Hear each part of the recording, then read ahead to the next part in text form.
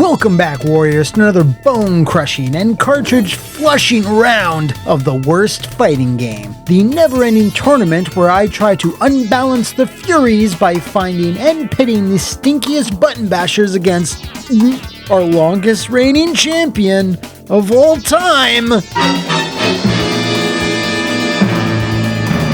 the SNES port of Pit Fighter.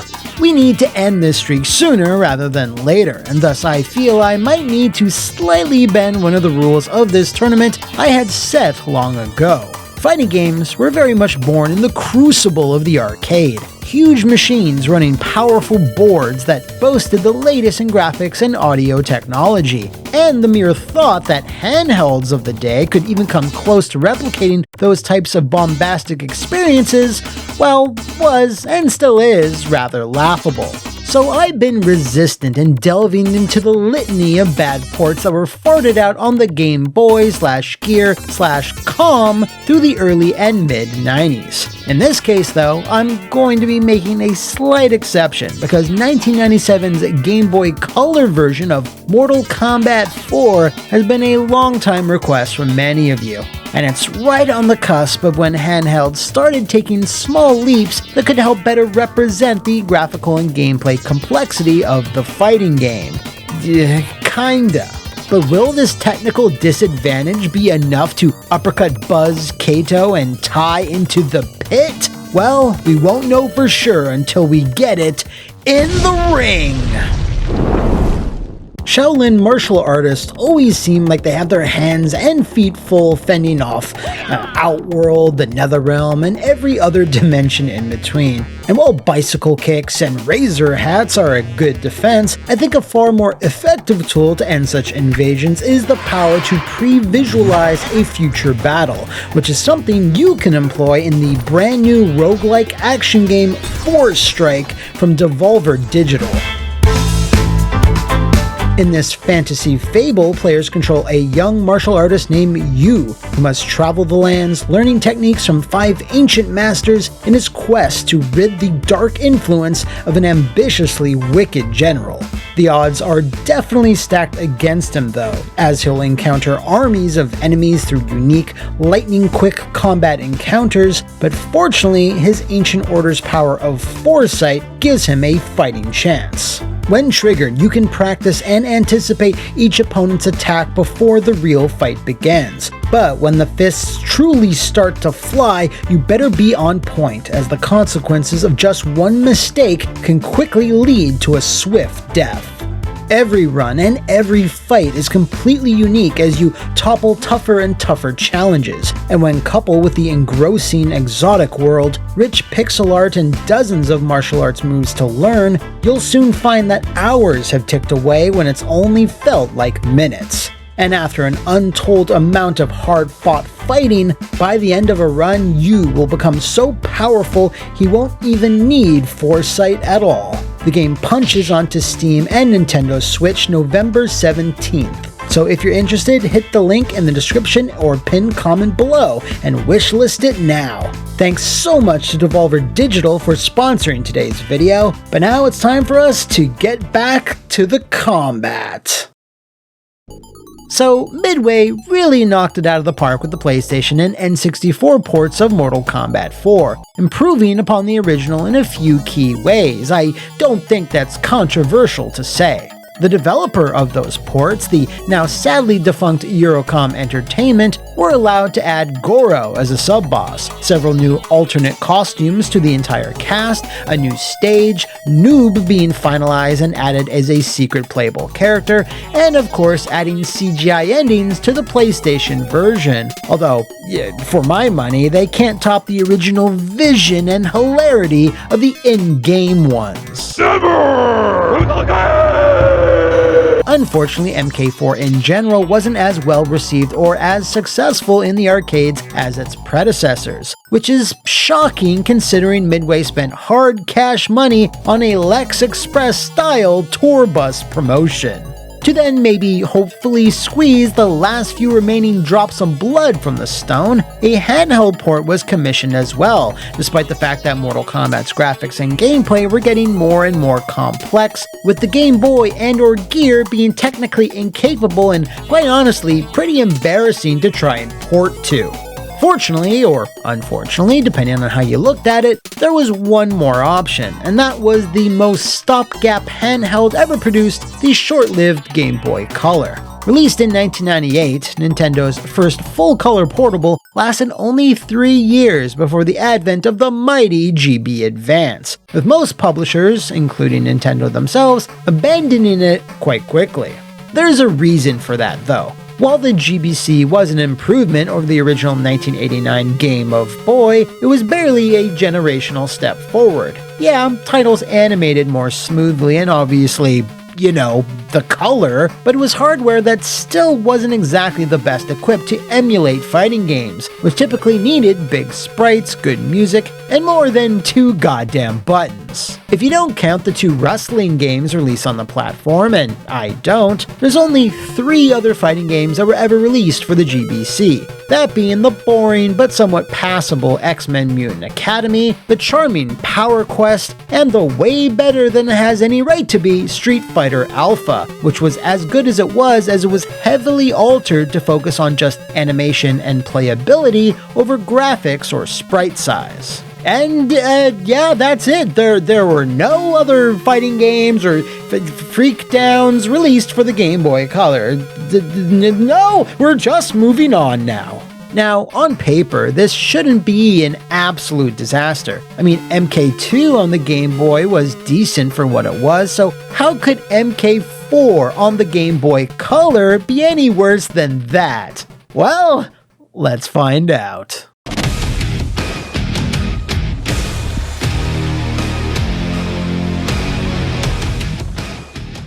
Remember a few weeks back when I said Slam Dragon was one of the worst looking fighting games I've ever seen? Well, imagine how ridiculous I feel for stating such a moronic opinion now that I've been exposed to the video game version of a snuff film that is MK4 for the GBC. This is because it relentlessly assaults and tortures your eyes with, ironically, its cornucopia of garish colors. Now, this new-gen Game Boy could produce something like 56 unique shades at once, but I swear to the elder gods above, that has to be some type of typo, because instead of 56, this looks like it uses 5 or 6. Honestly, the Game Gear versions of MK1 or 2 are more appealing from a color palette perspective. And it's not like this is something you can get used to, like a hot tub, or it somehow improves with certain characters or stages. It just looks bad all the time, every time.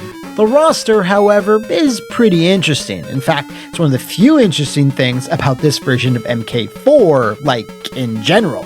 The original playable cast was 15 fighters strong, 17 if you counted Goro and Mr. Saibot. This, like every portable version of a Mortal Kombat game released up to this point, didn't include every character, which means it's time for the easiest part of the job for every studio that has to make a port: the cuts. The default roster here retains 8 characters, with the notable absences being Johnny Cage, Jax, Sonya, Kai, Jarek, and Shinnok.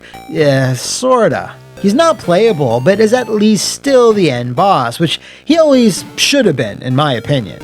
Now, it does suck that Johnny C and Sonya B are MIA, but it's nice that the remaining cast is at least a decent mix of legacy characters along with 3 brand new ones. There is one weird wrinkle to all this though, and that is whenever you get brought to the select screen, you'll see the dragon logo briefly move just as you load in, which subtly hints that someone's lurking behind it. Who is it? Goro? Meat? Perhaps? No, it's Reptile. Just normal-ass Reptile. I have no idea why this is. Like, Noob would have made more sense, but he's only fightable in this and not playable, so making sense obviously isn't something MK4 GBC is interested in. Because, like, for example, who displays the dragon logo pointing to the left? I mean, who does that? To its credit though, and to my absolute surprise, there are endings included here once you've beaten Shinnok. Yeah, you don't get any sort of visual representing him exploding or his face getting skeletonized or hurtling through a portal to the Netherrealm, but you do get a straightforward, businesslike, clear as day wall of text, briefly explaining what happened to your chosen warrior. I really wish they could have at least taken low-quality screen caps of the arcade or N64 endings, reduced the color, obviously, and recreated the cheesy dialogue with text, but I guess that was like too ambitious or something. You know what's not ambitious though, and in fact the total opposite of ambitious? The clanking sound of various desperate robots jerking it in a tinny-sounding phone booth that comprises MK4's quote-unquote soundtrack.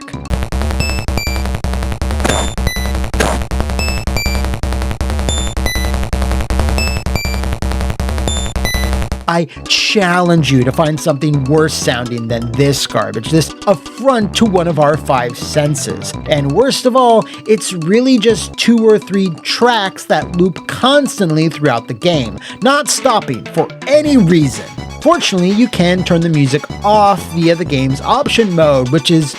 Wait, no, I forgot. MK4 on the Game Boy goddamn Color doesn't have an option mode. A blood red flag letting you know that this game already has a slot set aside on one of her higher tiers. But don't worry, that's not even the worst thing about this. Oh no, because I have yet to talk about the...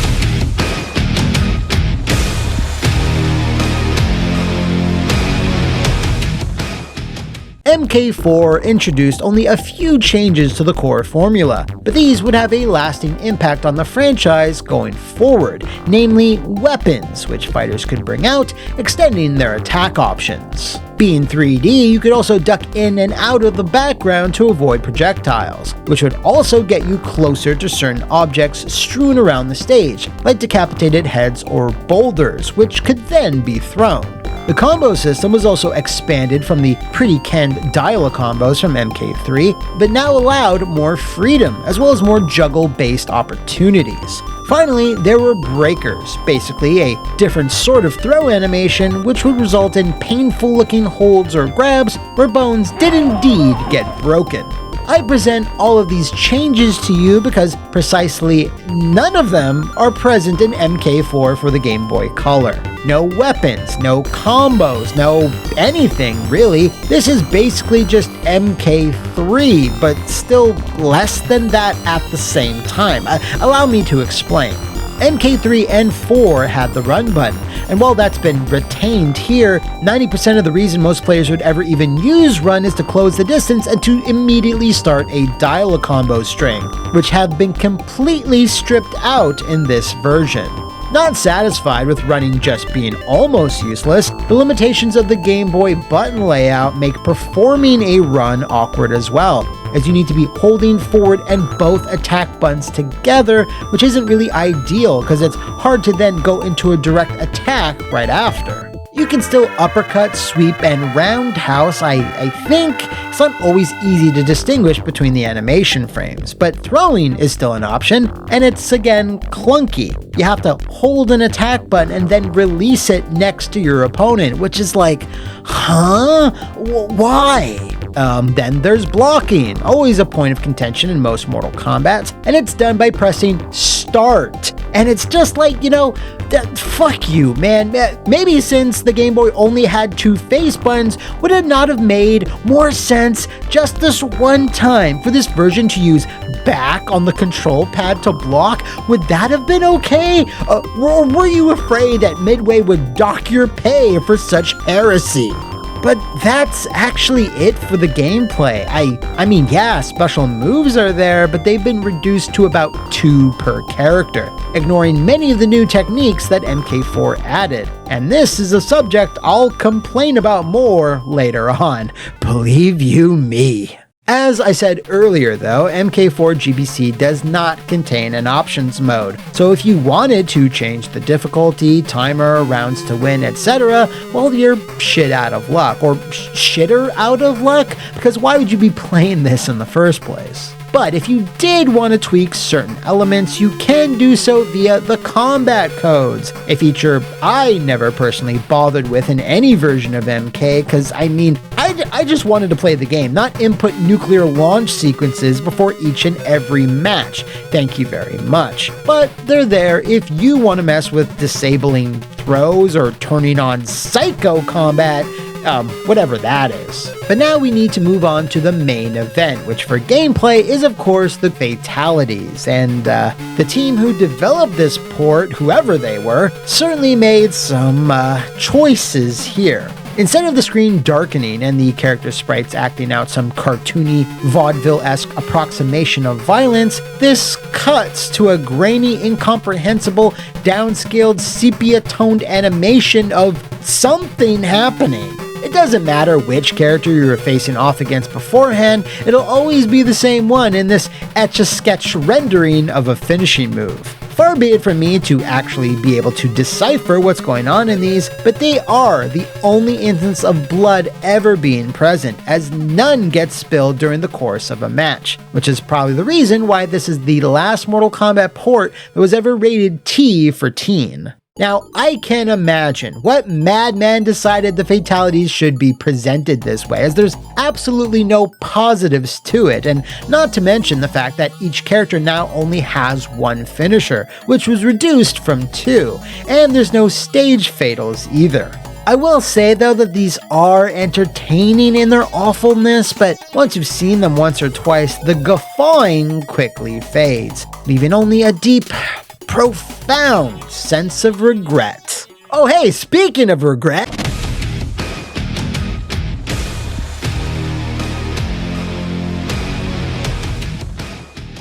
I mentioned the special moves earlier, and look deep into my eye sockets when I say this, but there's nothing special about them. I took multiple characters, looked up move lists, and I was only able to perform Scorpion's Spear 2 or 3 times. Every other special move I attempted wouldn't come out. I could do Fatalities with no issue, so I'm not really sure what the hell's going on with that, so I'll just conclude with, it's bad and unresponsive. Moving around in general is a little weird too. I mean, it's not choppy or unplayable, but I was able to find some really messed up stuff whenever I started jumping backwards. The way things control and how they feel though, while not broken, is not satisfying either, and I think it has to do with the limited button layout and the awkward commands for running, blocking, and throwing. The unresponsive special moves are probably the biggest issue, as it only makes a super dull game even more dull, making it kinda hard to comment on. And by that logic, it'll make it even more harder to place this one on our tier list of trash. I hesitate to say whether this is the worst version of any Mortal Kombat game. The first GB port is certainly in contention. I've never played the R-Zone or Gamecom versions of Trilogy, but at the very least, I gotta admit, this just edges out MK Advance in terms of shittiness. It looks way worse, sounds way worse, features a gutted roster, has none of the usual presentational MK charm, outside some super grainy lo-fi voice clips. I think I, and a decent percentage of others, get a perverse kick from the abject broken gameplay of Advance, and appreciate its almost full roster, sorry Shiva, plus Fatalities you can actually see. Here though, on the Game Boy Color, MK4 is just a barren wasteland of nothing, barely even resembling Mortal Kombat at first glance, with gameplay that's so basic and stripped down, and looking and sounding so ugly, it does actually remind me a bit of Pit Fighter SNES. I have to say though, when it gets down to brass tacks, it's the way that things control and the speed in which the combat moves that does feel a bit more solid and typical when compared to the blind swatting of the air and non-existent hitboxes of THQ's completely botched port. So I will say, and this one was almost too close to call, but MK4's playability and bigger roster of characters makes it just shy of toppling our champion. So that's why it's falling not into the very bottom, or in this case, the top of our spiked-filled pit, but just the tier below that, with the other dregs of the fighting game world. Whew, wow, you earned this dishonor, whoever made this port, and you know what? There was never any logo for the developer of this one in the opening intro, unlike previous conversions that had Probe, Sculptured Software, or Eurocom, so let's see who actually developed this one. And, oof.